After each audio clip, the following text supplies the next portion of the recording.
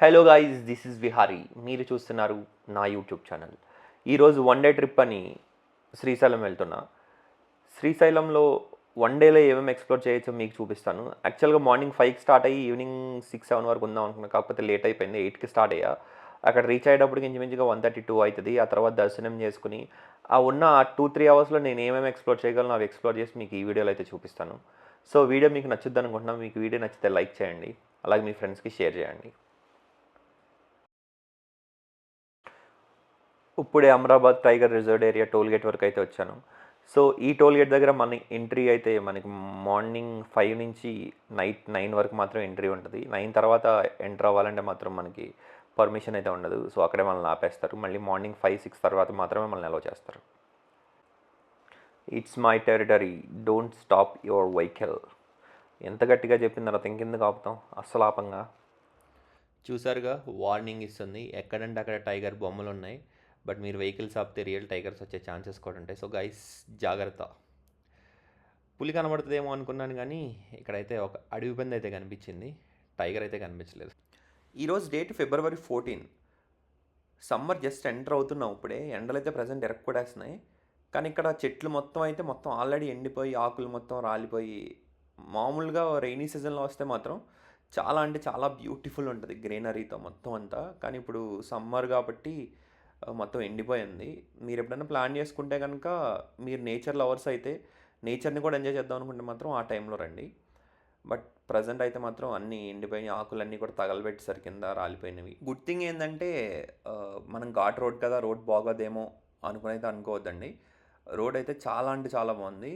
మధ్య మధ్యలో కొన్ని స్పీడ్ బ్రేకర్స్, కొన్ని కరువుస్ అయితే ఉన్నాయి, కానీ రోడ్డు మాత్రం చాలా బాగుంది. అండ్ ఇంకా మనకి ఇక్కడ వన్స్ ఈ ఫారెస్ట్లో ఎంటర్ అయిన తర్వాత మనం చేయకూడని పనులు అయితే కొన్ని ఉన్నాయండి. అదేంటి చెప్తాను వినండి. ఒకటి, ప్లాస్టిక్ని పాడేయద్దు ఎక్కడండి అక్కడ. మీరు వాటర్ బాటిల్స్ కానీ, ఈ చిప్స్ ప్యాకెట్స్ అయితే తిని పాడేయడం అట్లాంటివి మాత్రం ఈ ఫారెస్ట్లో చేయొద్దండి. ఇంకొకటి ఏంటంటే, యానిమల్స్కి ఫీడ్ చేయకూడదు. లైక్ మనకి మధ్య మధ్యలో బంకీస్ అవి కనిపిస్తుంటాయి కదా అని వాటికి బనానా అవి ఫీడ్ చేయడం కరెక్ట్ కాదు. దేనికంటే అవి వాటంతట అవి ఫుడ్ తీసుకోవడం మానేసి జనాలు ఎవరన్నా వస్తారేమో అని చెప్పి రోడ్ల మీద పడిపోయి, సో వాటికి అలా అలవాటు అయిపోతుంది అనమాట. అవి ఓన్గా హంట్ చేసుకోలేవు. సో అందుకని వాటికి ఫీడ్ చేయొద్దని చెప్తారు. ఇంకో మెయిన్ థింగ్ ఏంటంటే ఫైర్ అండి. ఈ అడవిలో ఫైర్ అనేది చాలా అంటే చాలా జాగ్రత్తగా ఉండాలి. ఇష్టం వచ్చినట్టు సిగరెట్లు కాల్చి పాడేయడం, మీ క్యాంప్ ఫైర్లా వేసుకుని ఆ ఫైర్ని అలానే వదిలేస్తే ఏమైనా కొంచెం తేడా వచ్చిందంటే, మనం చూసాం కదా రీసెంట్గాని యూఎస్లో కానీ ఆస్ట్రేలియాలో కానీ వైల్డ్ ఫైర్స్ అయ్యి అవి ఎంత దారుణంగా అయినాయో మీరు కూడా చూసారు. సో మీరు కొంచెం కొంచెం కేర్ఫుల్గా ఉంటే మంచిది. అండ్ కార్ ఎక్కడంటే అక్కడ ఆపేసి, బైక్స్ కానీ అవన్నీ ఎక్కడంటే ఆపి మందు తాగుదాం. ఆబ్వియస్లీ ఇలాంటి ప్లేసులు చూస్తే మనకి నేచర్ లవర్స్ కాబట్టి సరే కూర్చుని మందు వేద్దాం, సిట్టింగ్ వేద్దాం అన్న ఫీలింగ్ వస్తుంది. బట్ అంత సేఫ్ కాదు అది. సో మనకి ఎక్కడంటే అక్కడ సైన్ బోర్డ్స్ ఉన్నాయి, అలా చేస్తే 10,000 ఫైన్ అని అదంతా ఉంది.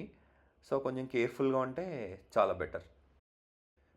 ఇంకోటి ఏంటంటే, ఈ టైగర్ రిజర్వ్డ్ ఏరియాలో మీరు మాత్రం ఎక్కడంటే అక్కడ వెహికల్స్ ఆపి దిగడం అంత మంచిదైతే కాదు. యానిమల్స్ ఏ టైంలో ఎలా అటాక్ చేస్తే మనకు తెలియదు కాబట్టి కొంచెం ఒళ్ళు దగ్గర పెట్టుకుని ఉంటే చాలా మంచిది. నేనంటే ఏదో కొద్దిగా ఒక వీడియో తీద్దాంలే అని జస్ట్ ఒక 2 మినిట్స్ అలా ఆగి ఒక వీడియో తీసి వెంటనే నేను కార్ ఎక్కేసాను. బట్ వెళ్ళేటప్పుడు మాత్రం కొంచెం జాగ్రత్తగా ఉండండి. బైక్స్ అవి వేసుకెళ్ళే వాళ్ళు ఇంకొంచెం ఎక్స్ట్రా కేర్ తీసుకుని అయితే ఉండండి. సో ఈ ఫారెస్ట్లో 60 కిలోమీటర్స్ జర్నీ అయితే అయిపోయింది. సో మనకి ఇక్కడ ఇంకొక ఎగ్జిట్ టోల్ గేట్ లాంటిది ఒకటి వస్తుంది. సో ఇది దాటిన తర్వాత ఇంకా నార్మల్గానే ఊర్లన్నీ ఉంటాయండి. సో ఇబ్బంది ఏం లేదు. ఈ 60 కిలోమీటర్స్ మాత్రం కొంచెం జాగ్రత్తగా ఉండాలి.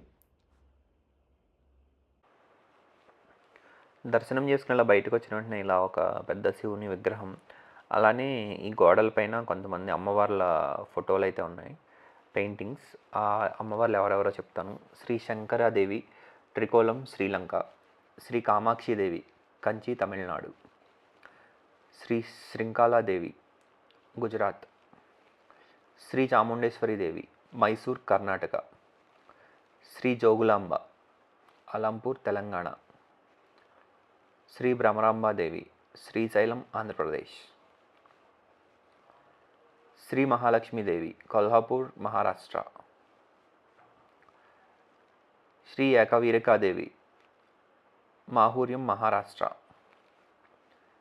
శ్రీ మహాకాళీదేవి, ఉజ్జాయిని, ఎంపీ. అలానే ఒక శివుడిది పార్వతి ఫోటో కూడా ఉంది. Next Sri Puruhutikadevi, Pithapuram, AP. Sri Girijadevi, Cuttack, Orissa. Sri Manikyambadevi, Draksharamam, Andhra Pradesh. Sri Kamarupidevi, Guwahati, Assam. Sri Madhaveswaridevi, Prayaga, UP. Sri Vaishno Devi, జ్వాలాక్షేత్రం, Himachal Pradesh. Shri Mangala Gauri Devi, Gaya, Bihar. Shri విశాలాక్షిదేవి, Varanasi, UP. Shri Saraswatidevi, కాశ్మీరము, Jammu Kashmir. గుడి దగ్గర దర్శనం అయిపోయిన వెంటనే గుడికి 2 కిలోమీటర్స్ డిస్టెన్స్లో ఛత్రపతి శివాజీ స్ఫూర్తి కేంద్రం అని ఒక ప్లేస్ ఉంటుందండి. మనకి ఛత్రపతి శివాజీ గారి గురించి కొంచెం ఇన్ఫర్మేషన్ అయితే మనకి ఇక్కడ దొరుకుతుంది. సో లోపల ఎలాంటి ఇన్ఫర్మేషన్ ఉందో చూపిస్తాను పదండి. ఛత్రపతి శివాజీ స్ఫూర్తి కేంద్రం మనం లోపలికి వచ్చిన వెంటనే ఎంట్రన్స్ వ్యూ అయితే ఇలా ఉంటుందండి. ఒకసారి ఆ స్టెప్స్ పైకి ఎక్కి ఓవర్ వ్యూ కూడా ఎలా ఉంటుందో చూపిస్తాను చూడండి ఒకసారి. ఇదండి స్టెప్స్ ఎక్కిన తర్వాత ఓవర్ వ్యూ అయితే ఇలా మనకి ఇలా కనిపిస్తుంది పైనుంచి. కొంచెం పీస్ఫుల్గా ప్రశాంతంగా ఉంటుంది ప్లేస్. లోపలికి ఎంటర్ అయిన వెంటనే మనకి ఇలా కొన్ని విగ్రహాలు కనిపిస్తాయండి. ఆ విగ్రహాల మధ్యలో చాలా అట్రాక్టివ్గా శివాజీ మహారాజ్ విగ్రహం కనిపిస్తుంది. అలానే సంభాజీ మహారాజ్ అండ్ కొంతమంది మంత్రుల విగ్రహాలు అన్నీ లోపల పెట్టారండి. విగ్రహాలు అయితే చాలా అంటే చాలా బాగున్నాయండి. లోపల ప్లేస్ కూడా చాలా ప్లెజెంట్గా ఉంది. శివాజీ మహారాజ్ గురించి లోపల కొంచెం ఇన్ఫర్మేషన్ అయితే గోడల మీద బొమ్మల రూపంలో పొందుపరిచి ఉంచారండి. ఆ ఇన్ఫర్మేషన్ మొత్తం మీకు చదివి వినిపిస్తాను, వినండి కొద్దిగా. విదేశీ మూకల ఆగడాలతో కృంగిపోతున్న భరత భూమిని, ముస్లింల రాక్షసత్వం వలన పీడించబడుతున్న హిందూ సమాజమును, అంతరించిపోతున్న భారతీయ సంస్కృతిని రక్షించే పుత్రుడు కావాలని జీజాబాయి పార్వతీ పరమేశ్వరులను ప్రార్థించింది. పార్వతీ పరమేశ్వరుల ఆశీస్సులతో జీజాబాయి గర్భవతి అయింది. గర్భంలో ఉన్నది శివాజీ. అందువలన ఏమో గర్భవతిగా ఉన్న జీజాబాయికి పర్వతాలను ఎక్కాలని, ఖడ్గం ధరించి యుద్ధానికి వెళ్లాలని, సింహాసనం మీద కూర్చోవాలని అనిపించేది.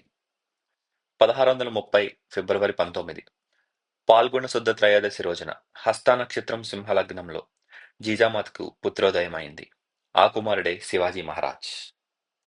తల్లి జీజాబాయి సంకల్పము, ఆశయాలకు అనుగుణంగా బాలుడైన శివాజీ పెరిగి పెద్దవాడవుతున్నాడు. తోటి మిత్రులను సైనికులుగా తయారు చేస్తూ హిందూ ధర్మమును, హిందూ సంస్కృతిని, హైందవ సమాజమును రక్షించుటకు శక్తి కౌశల్యములను ప్రసాదించమని జగద్రాక్షుడైన పరమేశ్వరుని దగ్గర ప్రతిజ్ఞ చేస్తున్నాడు.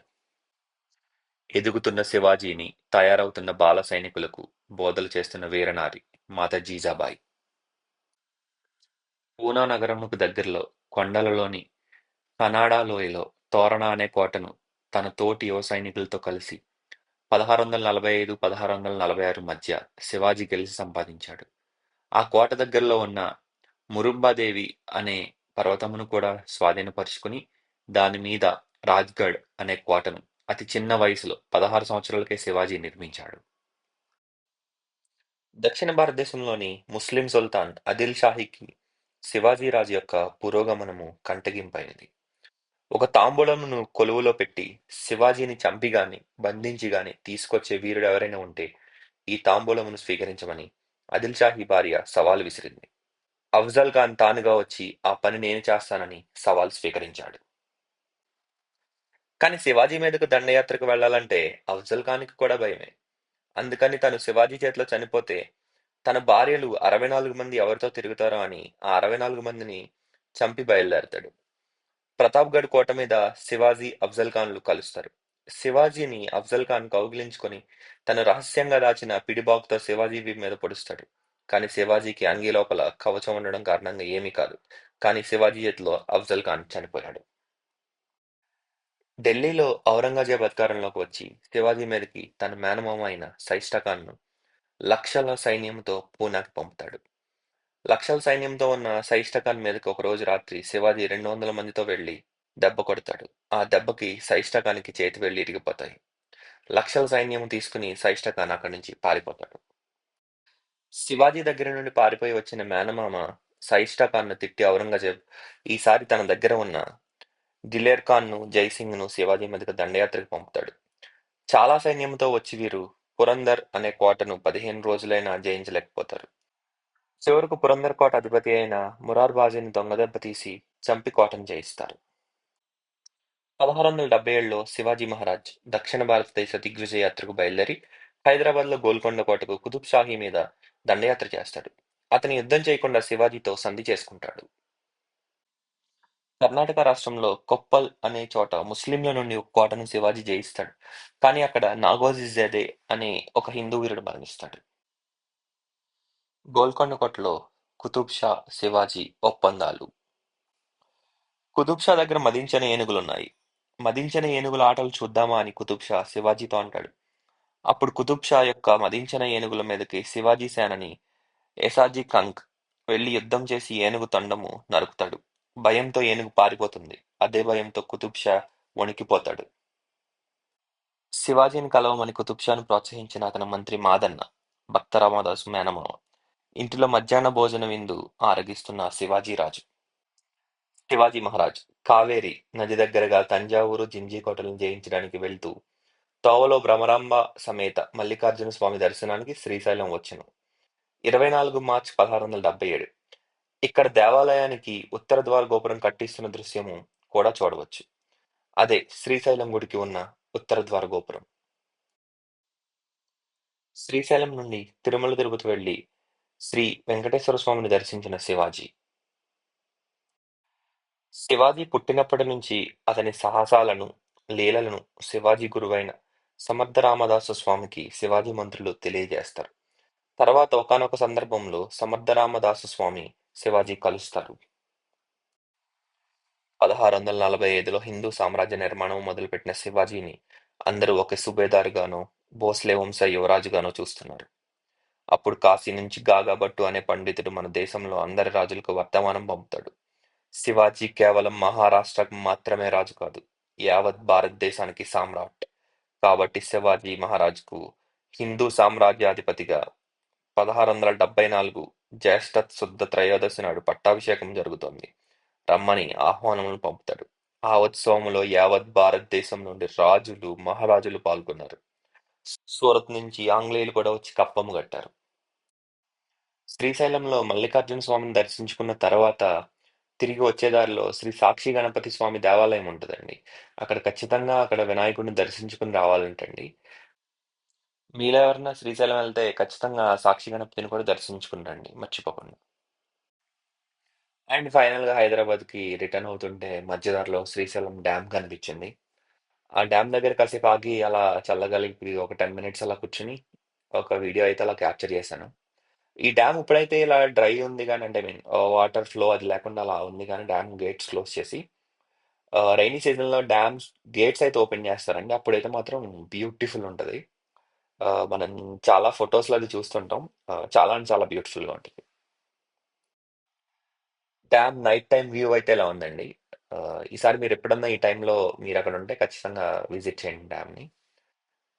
చాలా అంటే చాలా బ్యూటిఫుల్ ఉంది. లైటింగ్ అదంతా పెట్టడం వల్ల ఇంకా అందంగా కనిపిస్తుంది నైట్ టైమ్.